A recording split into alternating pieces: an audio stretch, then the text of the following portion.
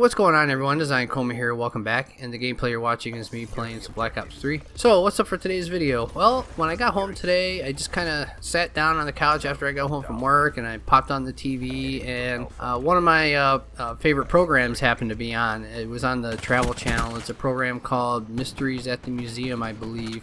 There's another one. It's called Mysteries at the Monument. I think it was the Monument one that was on. It was the Monument one. The program was on, and it's one of my favorite ones to watch because what they do is they go and they find these odd objects in museums that wouldn't typically be in a museum. At least you wouldn't think they would be in a museum. So, for example, a ballpoint pen. And you're like, why is there a ballpoint pen in this museum? What does it have anything to do with being in a museum? It's not really an artifact. It's just a pen. Well, the reason it's probably there is because there's an interesting story behind that ballpoint pen which got it into the museum. So it's really a cool show. If you ever get a chance, go check it out. You probably find it on demand and stuff like that.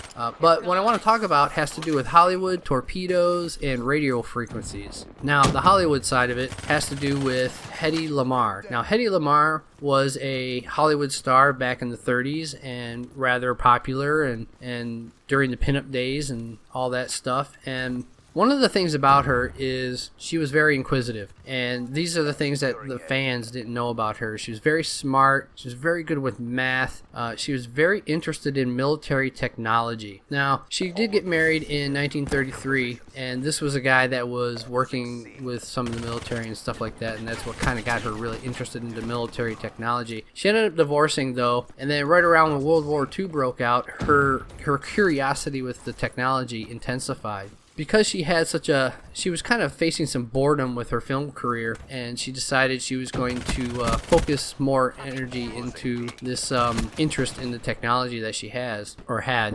And what she decided to do was study torpedoes. She wanted to help control the weapons by using a radio frequency, or radio to improve the accuracy is basically what she wanted to do. But because the radio signals could be jammed, she started looking into frequency hopping, which is jumping the signal across radio frequencies to prevent the jamming. And she started to collaborate with a man named George Antheil. I may have pronounced that last name wrong. He's a composer and an inventor just like she was. And some of the inventions, I forgot to mention this, some of the inventions that she did, or some of the innovations, one of them had to do with, she developed a better traffic stoplight, and a failed method to carbonate water. So back to the radio frequencies. So she turned her attention to frequency hopping, and this composer and inventor that she was collaborating with, they made an unlikely connection between the frequency hopping and player pianos. So using the piano roll to change the signal to the torpedo at random. Because there's 88 keys on a piano, the innovation used a range of 88 frequencies. So the invention was granted a patent in August of 1944, but it never resulted in a working device because the technology back then, it just wasn't up to par to be able to create this. I mean, we're talking about the time when things were just huge. You know, you had those giant tubes, radio tubes and things like that. But in the 50s, the patent was rediscovered, and it contributed to a new technology that the Navy used during the Cuban Missile Crisis.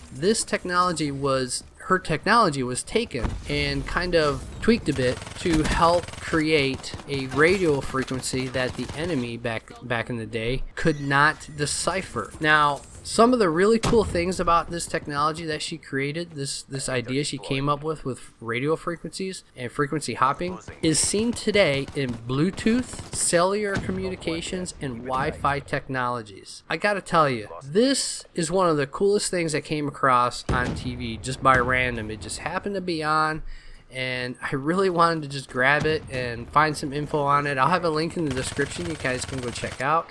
You can Google up Hedy Lamarr, and you'll find all kinds of interesting information on her, about her film career.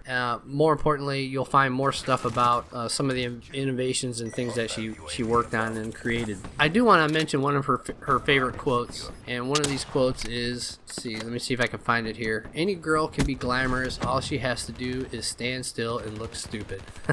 I guess you could find that kind of funny at some point, but she was also making a serious statement there.